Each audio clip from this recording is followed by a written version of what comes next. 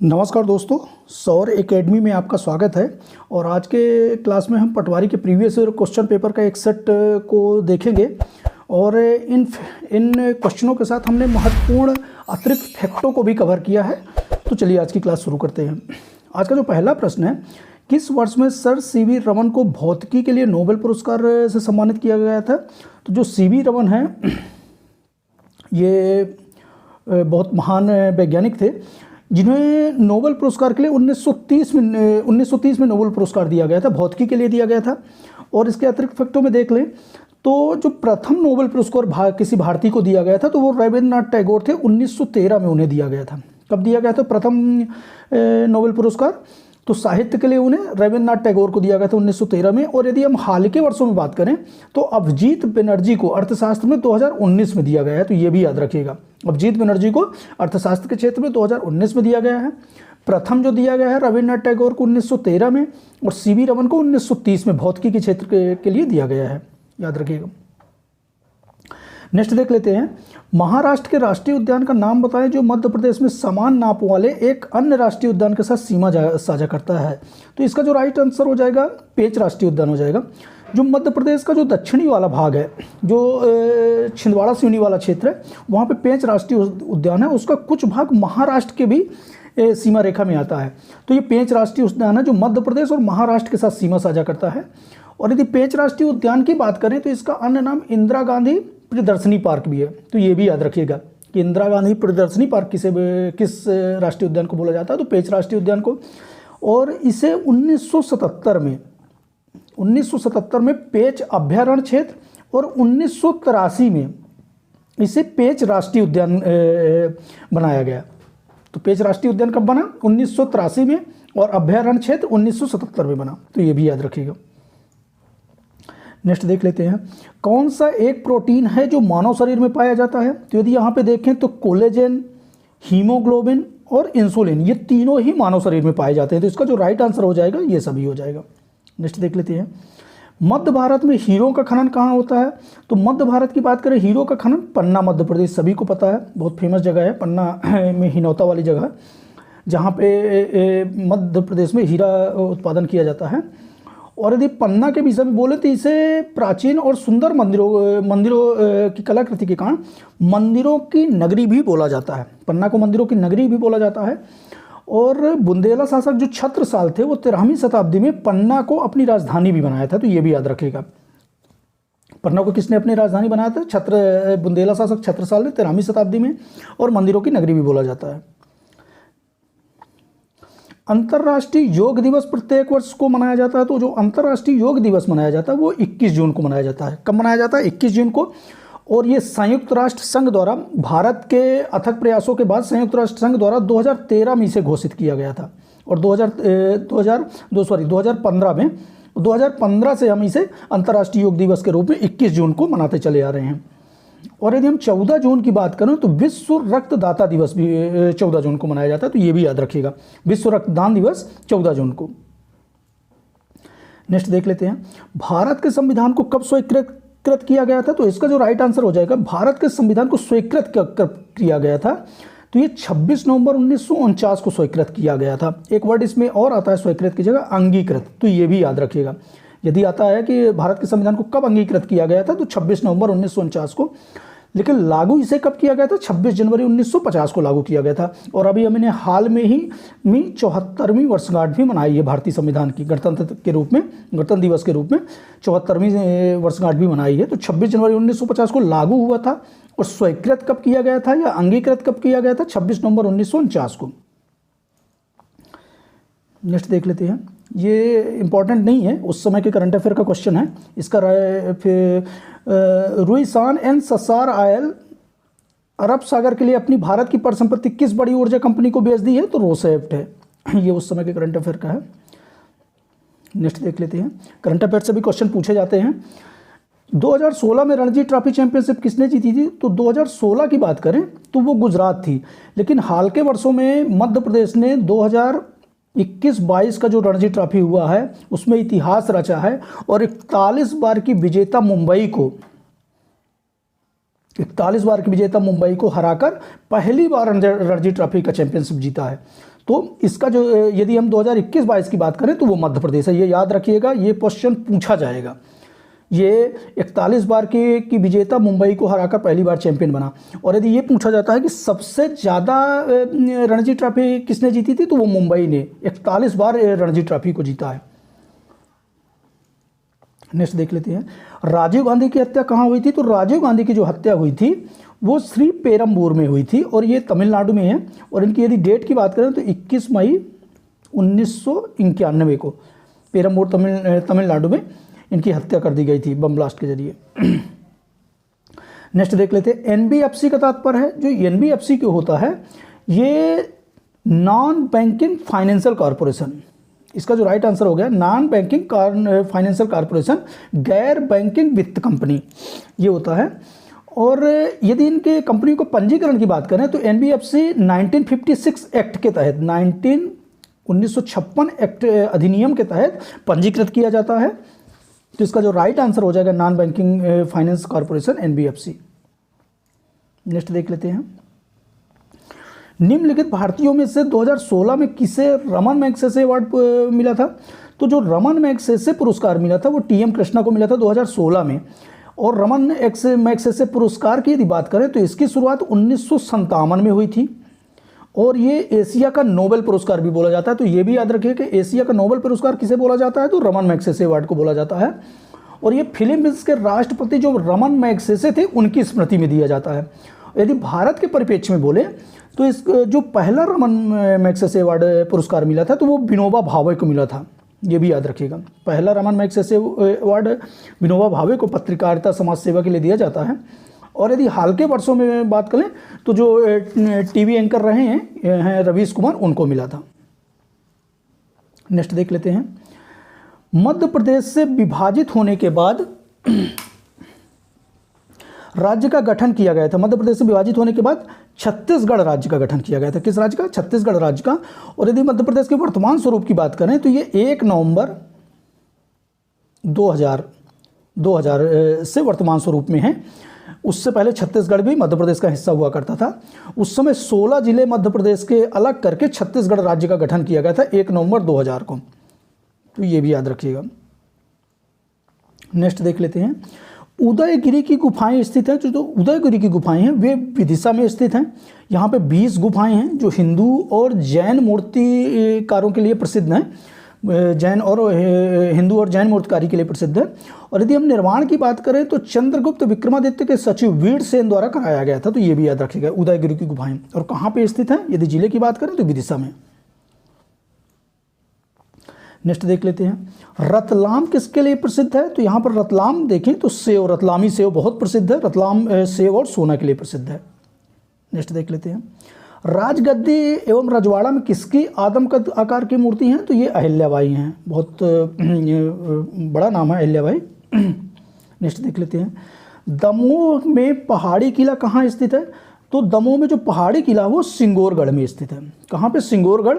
और इस स्थान को रानी दुर्गावती का विवाह स्थल भी बोला जाता है। तो ये भी याद रखिएगा। सिंगोरगढ़ के विषय में एक फैक्ट और याद रखिएगा, रानी दुर्गावती का विवाह स्थल भी बोला जाता है। और ये बहुत ही मजबूत किला था। इसे अंग्रेजों को भेद पाना बहुत मुश्किल था, बहुत टफ था इसको। तो दमोह का पहाड़ी किला कहाँ है? सिंगोरगढ़ में।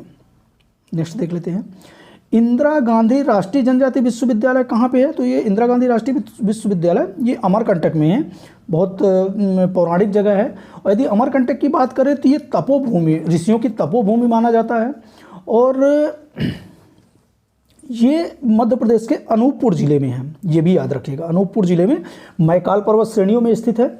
और यहाँ पे से नर्मदा, सोन और जोहिला 3 नदियों का उद्गम स्थल भी है। तो ये भी याद रखिएगा, नर्मदा, सोन और जोहिला का उद्गम स्थल भी है अमरकंटक में। मैकाल पर्वत श्रेणी में स्थित एक रमणीय स्थल है। नेक्स्ट देख लेते हैं, जब भारत द्वारा 1983 में विश्व कप जीता गया था तो भारतीय क्रिकेट टीम के कप्तान कौन थे। तो वो थे कपिल देव। 1983 में इन्होंने वेस्ट इंडीज उस समय अजेय टीम मानी जाती थी और लगातार 2 विश्व कप के बाद तीसरे विश्व कप में आई थी। तीसरे विश्व कप था 1983 में जिसमें भारत ने वेस्ट इंडीज को हराया था। और उस समय जो भारतीय टीम के कप्तान थे वो कपिल देव निखंस थे, याद रखिएगा। नेक्स्ट देख लेते हैं। मध्य प्रदेश के नाखून कला एवं नाखून पेंटिंग के लिए प्रसिद्ध है, वो मतलब कौन से व्यक्ति प्रसिद्ध है? इसी में उन्हें पेटेंट प्राप्त है, तो ये है वाजिद खान। कौन है? वाजिद खान। नेक्स्ट देख लेते हैं। सरदार सरोवर जो बांध है किस नदी पर बनाया गया है? तो सरदार सरोवर बांध नर्मदा नदी पर बनाया गया है और ये भारत का दूसरा सबसे बड़ा बांध है। भारत का दूसरा सबसे बड़ा बांध है। इसकी जो ऊंचाई है 138 मीटर है और ये मध्य प्रदेश, गुजरात, राजस्थान और महाराष्ट्र की संयुक्त परियोजना, जो सरदार सरोवर बांध पे जो परियोजना बनाई गई है वो संयुक्त परियोजना है। और उसमें कौन कौन से राज्यों की इस को लाभ मिलता है? तो मध्य प्रदेश, गुजरात, राजस्थान और महाराष्ट्र। और ये बड़ौदा के केवड़िया नामक जगह पे बनाया गया है। गुजरात का जो बड़ौदा जिला है वहाँ पे केवड़िया नामक जगह है, वहाँ पर बनाया गया है। और सरदार सरोवर बांध के कुछ ही दूरी पर सरदार वल्लभ भाई पटेल की 182 मीटर ऊंची मूर्ति, जो भारत की सबसे बड़ी मूर्ति है, उसे भी भारत की नहीं विश्व की सबसे बड़ी मूर्ति स्थापित की गई है। तो ये भी याद रखिएगा, स्टैच्यू ऑफ यूनिटी के नाम से। नेक्स्ट देख लेते हैं। भारत का प्रथम द्वीप जिला कौन सा है? तो जो भारत का प्रथम द्वीप जिला है वो मांजुली जिला है, याद रखिएगा। नेक्स्ट देख लेते हैं। मध्य प्रदेश में कितने लोकसभा निर्वाचन क्षेत्र हैं? तो मध्य प्रदेश की बात करें तो 29 लोकसभा निर्वाचन क्षेत्र हैं। यदि विधानसभा की बात करें तो 230 + 1, 230 निर्वाचित होते हैं और एक मनोनीत होते हैं, राष्ट्रपति द्वारा एंग्लो इंडियन मनोनीत होते हैं। और यदि राज्यसभा की बात करें तो इसमें 11 हैं। राज्यसभा में मध्य प्रदेश के में राज्यसभा का प्रतिनिधित्व कितना है? तो 11 है, 11 सदस्य माने जाते हैं। यदि लोकसभा निर्वाचन क्षेत्र की बात करें तो 29 है और विधानसभा की बात करें तो 230 + 1 है। और यदि संभागों की बात करें मध्य प्रदेश में तो 10 संभाग और जिलों की बात करें तो 52 जिला है। निवाड़ी नवनिर्मित जिला है अभी वर्तमान में। नेक्स्ट देख लेते हैं। भारत के प्रत्येक वर्ष 28 फरवरी को एक भारतीय वैज्ञानिक की प्रसिद्ध खोज की स्मृति में चिन्हित के लिए राष्ट्रीय विज्ञान दिवस मनाया जाता है। राष्ट्रीय विज्ञान दिवस कब मनाया जाता है? 28 फरवरी को मनाया जाता है। और वो किसकी स्मृति में मनाया जाता है? तो सीवी रमन की स्मृति में। और 1930 में इन महान वैज्ञानिक को नोबेल प्राइज से भी नवाजा गया था। पहले भी चर्चा कर ली है, नोबेल प्राइज से भी भौतिकी के लिए इन्हें नोबेल प्राइज भी मिला है, सीवी रमन। और उन्हीं के जन्मदिवस पर 28 फरवरी पर राष्ट्रीय विज्ञान दिवस जो भारत का मनाया जाता है। नेक्स्ट देख लेते हैं। कौन से विटामिन में एक धातु घटक होता है? तो विटामिन B12 में एक धातु घटक होता है और B12 को साइकोबाल्मिन भी कहा जाता है। ये भी याद रखिएगा कि यदि पूछ लेता है साइकोबाल्मिन किस विटामिन को कहा जाता है तो ये विटामिन B12 को कहा जाता है, वैज्ञानिक नाम है। यदि विटामिन E की बात करें तो टोकोफेरॉल, विटामिन A रेटिनॉल और विटामिन C एस्कॉर्बिकम। तो ये भी याद रखिएगा, vitamin E tocopherol, vitamin A retinol और विटामिन C एस्कॉर्बिकम और विटामिन B12 को साइनोकोबाल्मिन। नेक्स्ट देख लेते हैं। संयुक्त राष्ट्र महासभा की पहली महिला अध्यक्ष कौन थी? तो संयुक्त राष्ट्र महासभा की जो पहली भारतीय महिला अध्यक्ष थी वो विजयलक्ष्मी पंडित थी। कौन सी पहली महिला अध्यक्ष थी? विजयलक्ष्मी पंडित। नेक्स्ट देख लेते हैं। दुग्धधारा और दुर्गाधारा जलप्रपात कहाँ पर स्थित है? तो ये अनूपपुर में है, नर्मदा नदी पे है, याद रखिए, दुग्धधारा और दुर्गाधारा। भारत छोड़ो आंदोलन कहाँ से प्रारंभ हुआ था? तो 8 अगस्त 1942 को भारत छोड़ो आंदोलन की शुरुआत हुई थी और ये बम्बई के ग्वालियर टैंक से हुई थी। गांधी जी के ग्वालियर टैंक मैदान में करो या मरो का नारा दिया गया था और इसी में भारत छोड़ो आंदोलन को अगस्त क्रांति के नाम से भी जाना जाता है। तो ये भी याद रखिएगा, अगस्त क्रांति से। और 2022 में इसकी 80वीं वर्षगांठ मनाई गई, तो ये भी याद रखिएगा। भारत छोड़ो आंदोलन की जो 80वीं वर्षगांठ है 2022 में हाल में मनाई गई है और वर्षगांठ से प्रश्न पूछे जाते हैं, तो याद रखिएगा। नेक्स्ट देख लेते हैं। भारत में रहने वाले दलाई लामा किस चीनी प्रांत से के निर्वाचित थे? तो ये तिब्बत से थे। तिब्बत जो चीनी प्रांत था वहाँ से निर्वाचित नेता थे। नेक्स्ट देख लेते हैं। वर्ष 2017 में संसद द्वारा पारित अखिल भारतीय कर का नाम क्या था? तो जो अखिल भारतीय कर था वो GST था, GST। और 1 अप्रैल 2017 से इसे लागू किया गया था। 1 अप्रैल 2017 से एक देश एक कर की अवधारणा पर ये लागू हुआ था और इसमें 3 प्रकार के कर लगाए गए थे। केंद्रीय जीएसटी, राज्य जीएसटी और एकीकृत जीएसटी। और यदि हम स्लैब की बात करें तो इसमें 4 प्रकार के कर स्लैब लगाए गए हैं, 5%, 12%, 18% और 28%। तो ये भी याद रखिएगा, कर स्लैब के विषय में भी प्रश्न पूछा जाता है। नेक्स्ट देख लेते हैं, निम्नलिखित जिलों में से कौन सा नर्मदापुरम संभाग का नहीं है? तो यहाँ पे देखें तो नर्मदापुरम जो संभाग है उसमें होशंगाबाद भी है, बैतूल हरदा है, सीहोर जिला नहीं है इसमें, तो ये याद रखिएगा। नेक्स्ट देख लेते हैं, कौन सी नदी रीवा के पूर्वा झरने का निर्माण करती है? तो यहाँ पे देखें जो रीवा में पूर्वा झरने का निर्माण करती है वो टमस नदी करती है। कौन? टमस को टोन्स भी बोला जाता है, ये भी याद रखिएगा, टमस। और ये 70 मीटर पूर्वा झरने का निर्माण करती है। नेक्स्ट देख लेते हैं, भारत में सड़क परिवहन, राजमार्ग और जहाजरानी मंत्री कौन है? तो ये उस समय पूछा गया क्वेश्चन है, लेकिन वर्तमान में भी नितिन गडकरी जी हैं, बहुत महान व्यक्तित्व हैं। नितिन गडकरी जी ही सड़क परिवहन, राजमार्ग और राजधानी मंत्री हैं। नेक्स्ट देख लेते हैं, सोनगिरी का तीर्थ स्थान है किसके लिए है? तो सोनगिरी का जो तीर्थ स्थान है ये जैनियों के लिए है। किसके लिए? जैनियों के लिए, जैनों का तीर्थ स्थान है। और यहाँ पे जैन संग्रहालय भी है, ये भी याद रखिएगा, जैन संग्रहालय भी है। ये दतिया जिले में है। सोनगिरी कहाँ है? दतिया जिले में। नेक्स्ट देख लेते हैं, सिंध और बेतवा नदियों के बीच स्थित है। तो सिंध और बेतवा नदियों के बीच क्या स्थित है? अशोकनगर। अशोकनगर जिला सिंध और बेतवा नदियों के बीच स्थित है। और अशोकनगर जिले की बात करें तो इसका जिला जो बना था वो 2002 में बना था।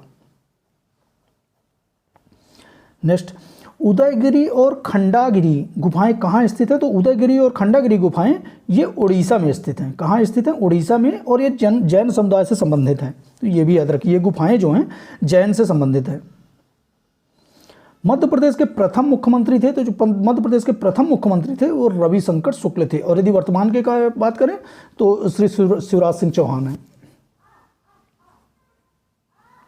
नेक्स्ट देख लेते हैं, वर्ग किलोमीटर में मध्य प्रदेश राज्य का क्षेत्रफल कितना है? तो यदि वर्ग किलोमीटर में मध्य प्रदेश का क्षेत्रफल की बात करें 308,252, 3,08,252 वर्ग किलोमीटर है।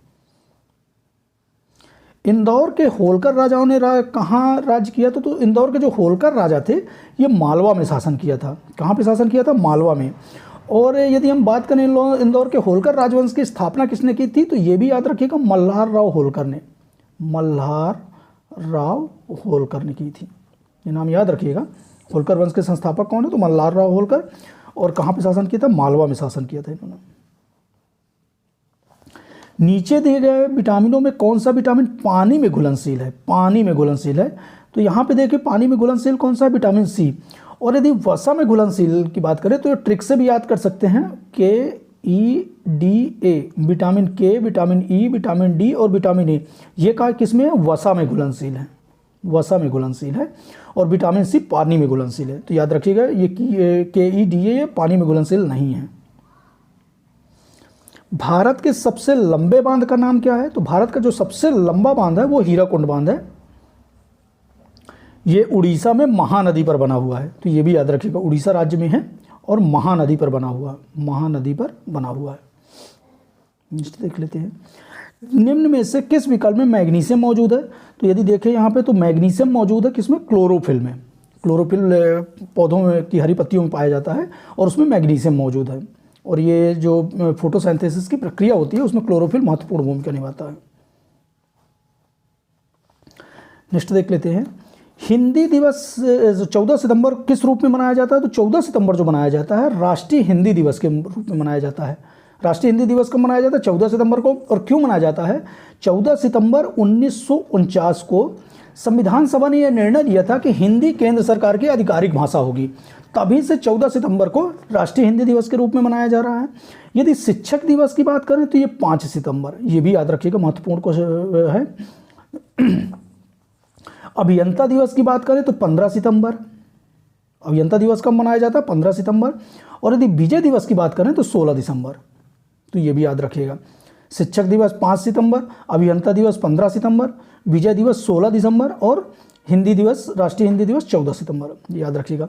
इस तरह से आज के हमने एक प्रैक्टिस सेट के चर्चा की है। ये प्रीवियस ईयर क्वेश्चन में पूछे गए क्वेश्चन हैं और इसके साथ अतिरिक्त फैक्टों को भी हमने कवर किया है और ये एमपीपीएससी प्री एग्जाम के लिए भी महत्वपूर्ण क्वेश्चन है।